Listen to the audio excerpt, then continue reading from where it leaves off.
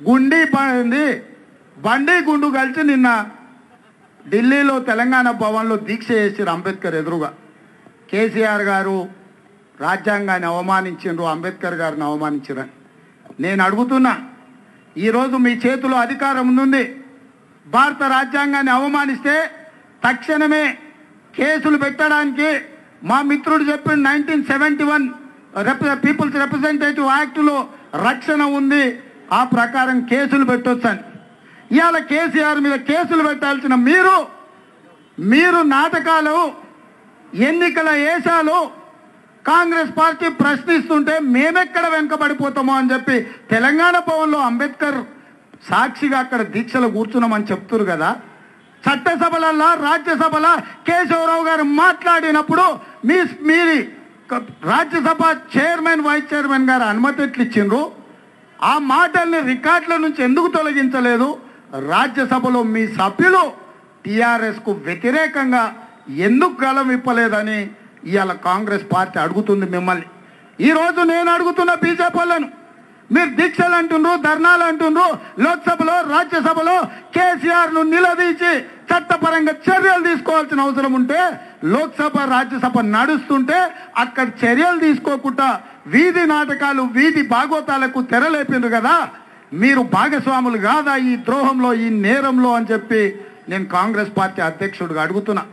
నేను గుర్తు చేయదలుచుకున్న ఈ దేశ యువకులకు డాక్టర్ బాబాసాహెబ్ అంబేద్కర్ గారు రాసిచ్చిన రాజ్యాంగం కాంగ్రెస్కో లేకపోతే కాంగ్రెస్ పార్టీ కార్యకర్తలకో కాదు, ఈ దేశ యువకులకు ఇచ్చిన ఒక ఆయుధం, ఈ దేశ మహిళలకు ఇచ్చిన ఒక ఆయుధం, ఈ దేశంలో ఉన్న దళిత, గిరిజన, బడుగు బలైన మైనార్టీ వర్గాలకు ఇచ్చిన ఆయుధం.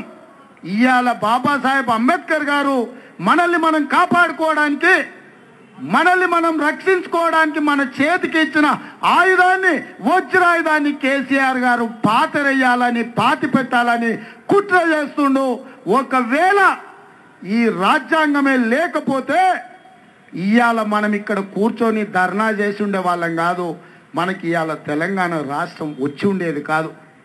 రాజ్యాంగంలో ఉన్న ఆర్టికల్ 3 ద్వారా ఆనాడు డాక్టర్ బాబాసాహెబ్ అంబేద్కర్ గారు మొదట రాజ్యాంగం రాసినప్పుడు విడిపోవాలనుకున్న చిన్న ప్రాంతం కాదు, ఆ రాష్ట్రంలో ఉన్న పెద్ద ప్రాంతం ఆమోదించాలి అని రాజ్యాంగం రచించినప్పుడు చెప్తే, పెద్ద ప్రాంతం వాళ్ళు పెత్తనం చేస్తారు, చిన్న వాళ్ళ హక్కులు కాల రాస్తారు కాబట్టి శాసనసభకి అధికారం ఇవ్వద్దు, రాష్ట్రాల విభజన అధికారాన్ని పార్లమెంటుకు ఇవ్వాలి, పార్లమెంటులో చర్చించిన తర్వాత పార్లమెంటు తీసుకున్న విధానపరమైన నిర్ణయాన్ని 30 రోజుల్లో శాసనసభకు తెలియజేయాలి.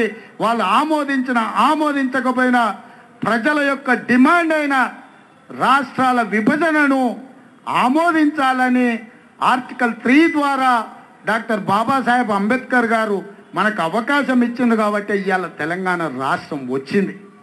వచ్చిన రాష్ట్రానికి ఎన్నికల ద్వారా ముఖ్యమంత్రులు నిర్ణయించవచ్చనే రక్షణ కల్పించింది కాబట్టి, ఆ విధంగా ఎన్నికలు జరిగినాయి కాబట్టి ఒక్కసారి కాదు 2 సార్లు ఈ రాష్ట్రానికి కేసీఆర్ ముఖ్యమంత్రి అయ్యాడు.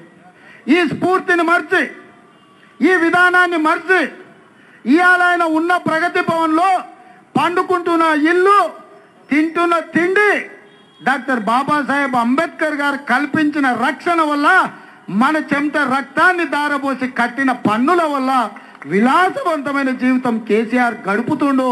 కేసీఆర్ తొడుకునే డ్రాయర్ నుంచి అంగి వరకు, నెత్తికేసుకుంటున్న జుట్టు రంగు వరకు మన చెమట, మన రక్తం. ఈ అవకాశం కూడా నీకు ఇచ్చింది డాక్టర్ బాబాసాహెబ్ అంబేద్కర్ గారు. ఇప్పుడు ఉన్న గొప్ప రాజ్యాంగం అన్న సంగతిని కేసీఆర్ గారు గుర్తుపెట్టుకోవాల్సిన అవసరం ఉంది. కాబట్టి మిత్రులారా, ఈ ఆలోచన అనాలోచితంగా మాట్లాడింది కాదు. ఈ ఆలోచన అనుకోకుండా కేసీఆర్ ఏదో మాట్లాడిందిగా చూడకండి. దీని వెనకాల పెద్ద కుట్ర జరుగుతుంది. కుట్ర, కుతంత్రాలు, కుయుక్తులు, సూత్రధారులు కొందరైతే పాత్రధారులు ఇంకొందరు. సూత్రధారులు నరేంద్ర మోడీ, పాత్రధారుడు కల్వకుంట్ల చంద్రశేఖరరావు. నరేంద్ర మోడీ యొక్క ఆదర్శ నాయకుడు ఎవడయా అంటే రష్యా అధ్యక్షుడు పుతిన్. 2000 సంవత్సరంలో ఆయన రష్యాకు అధ్యక్షుడైతే 2001లో గుజరాత్కు నరేంద్ర మోడీ ముఖ్యమంత్రి అయిన ఆయన అయినాక ఆ దేశంలో బాంబులు పెట్టి పేల్చి అక్కడ అల్లకల్లోలం సృష్టించి ప్రజల్ని భయోత్పాతానికి గురి చేసి ఎన్నికలలో నెగ్గిండు. నరేంద్ర మోడీ కూడా 2001లో వారు ముఖ్యమంత్రి అయిన తర్వాత గోద్రా అల్లర్లను సృష్టించి నరమేధం చేపట్టి ఎన్నికలలో నెగ్గిండు. ఆ రోజు నుంచి ఈ రోజు వరకు ఆయనకు ఆదర్శమైన నాయకుడు పుతిన్ తప్ప శ్యామప్రసాద్ ముఖర్జీ కాదు.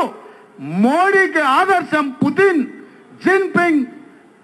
కేసీఆర్కేమో ఉత్తర కొరియా అధ్యక్షుడు కిమ్ జాంగ్ ఉన్. ఎందుకంటే ఈ రాష్ట్రంలో ప్రజాస్వామ్యం ఉండొద్దు, టీవీలు ఉండొద్దు, పేపర్లు ఉండొద్దు. ఉంటే కేసీఆర్కే భజన చేయాలి, కేసీఆర్ కుటుంబాన్ని కొలవాలి, కేసీఆర్ కుటుంబం చుట్టూతోనే ప్రదక్షిణలు చేయాలి. ఒక ఆయనకు చైనా అధ్యక్షుడు, రష్యా అధ్యక్షుడు ఆదర్శమైతే మన కేసీఆర్కు మాత్రం ఉత్తర కొరియా అధ్యక్షుడు కిమ్ జాంగ్ ఉన్ ఆదర్శం.